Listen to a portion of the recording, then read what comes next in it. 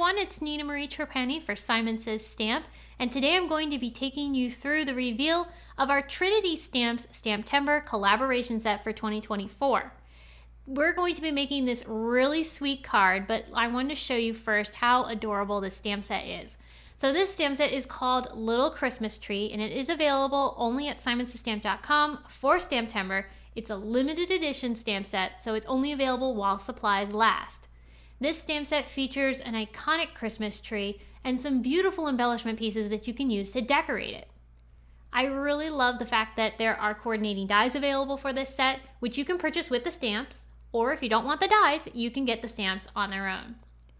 So for today's card, we're going to be utilizing many of the pieces from the stamp set to create our own custom Christmas tree. And what I love about this set is that you can use all of the pieces interchangeably, so you don't have to create the exact same tree that I did, which I think is really neat.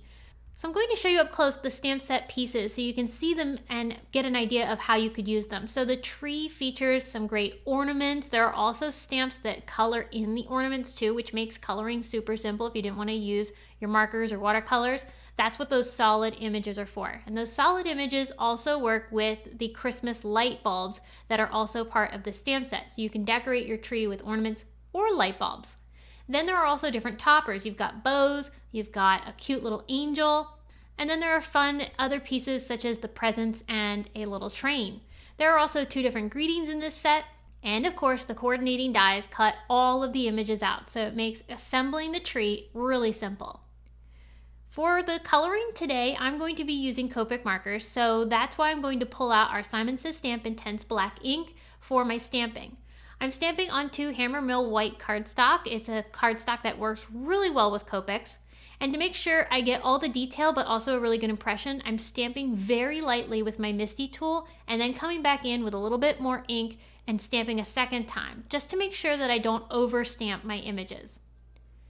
I'm using Copic markers, like I said, to color, and if you're curious about what colors I used, you can find all of those details down in the video description. I'm going to repeat a lot of my colors throughout my project, so that way I get a more cohesive look. And I'm also going to utilize the same shading techniques for the tree across the entire piece. So I'm not going to show you all of the coloring of the tree. So what you saw me do with those 3 shades of green markers, I repeated down the entire piece.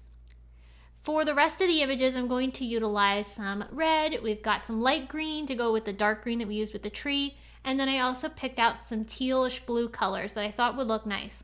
And those colors, like I said, I'm going to repeat across all of the rest of the embellishments. That just helps the image feel more cohesive. If you have too many colors, then they're all competing against each other, and it doesn't make, for my opinion, a very organized piece. So I like having a more limited color palette in order to keep that cohesiveness. For most of the shading, I used only 2 shades of markers. Only the tree, I used 3. I also made sure to add some details to my gift packages just to make them extra special. So for this package, I'm using polka dots, and then for the teal package, I added some soft stripes. Once I finished coloring these embellishment pieces, then I did color the baubles, and I had stamped those off camera with the same intense black ink onto the Hammermill white cardstock. Again, using the same shades that I used for the rest of the embellishments, I'm using for these baubles as well. And there are coordinating dies for all of these images, including the little baubles, and if you wanted to use the Christmas lights, there are dies for those too. I'm going to hold all my dies in place with Simon Says Stamp very, very low tack tape, so that way they don't shift while I run all of these pieces through my die cut machine. And I'm using a small dish to make sure that I don't lose any of those little baubles.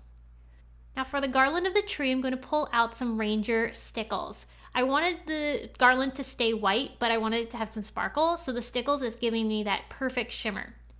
And then with a bit of craft tacky glue from Simon Says Stamp, I'm going to add little dots of adhesive onto my tree and then carefully place my little Christmas balls onto the tree. And that craft tacky glue is a clear adhesive once it dries, so if you do have any glue that kind of squishes out the sides, you'll never know it. I am using some tweezers to make sure that I get a really good placement. These are small, so they're definitely a little tricky to grab with your fingers. The tool is really helpful. So I'm going to create a panel that my scene can be built upon, and I'm using this Fringed Scalloped frame die set from Memory Box. I love the detail around the edges, and I thought that would go really nicely with the detail of the tree. So I'm going to use a bit of Seafoam ink from our Simon Says Stamp Pawsitively Saturated Ink collection to blend just a soft touch of color around the edges, and I'm leaving the center white. After blending, then I'm going to bring in a stencil from Holtz. It's this nice star sparkle stencil, and with some glitter paste from Ranger, this is one of their Stickles colors, I'm going to apply that through the stencil so it'll give me these really pretty clear stars on top of my background, which looks super pretty, but it's subtle, so it's not going to take away from all of the detail that we have in our scene. With some glossy accents, I will put that on top of each of the little baubles just to add some shine and dimension. And then once everything was dry, I started assembling. So the tree is getting popped up with foam tape into the center of my panel, and then I brought in my little gift packages and the train and used foam tape to attach those down too.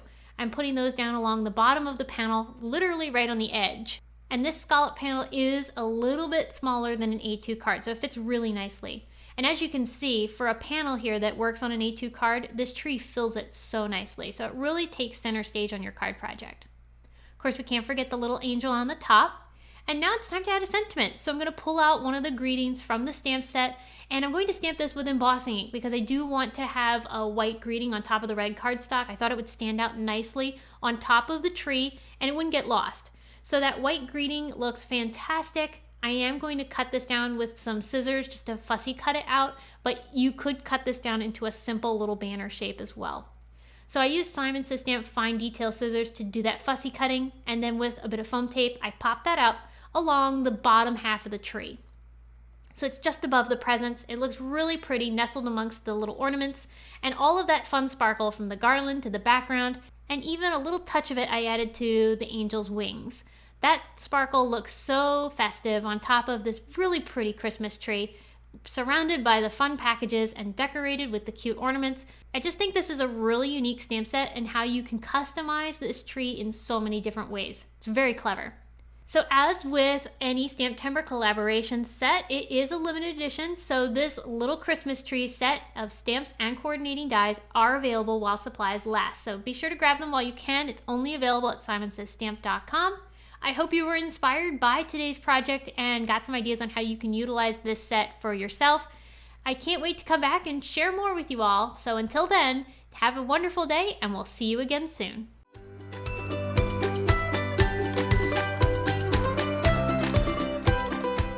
Hi there, I'm Heidi, Simon's mama and founder at simonsaystamp.com.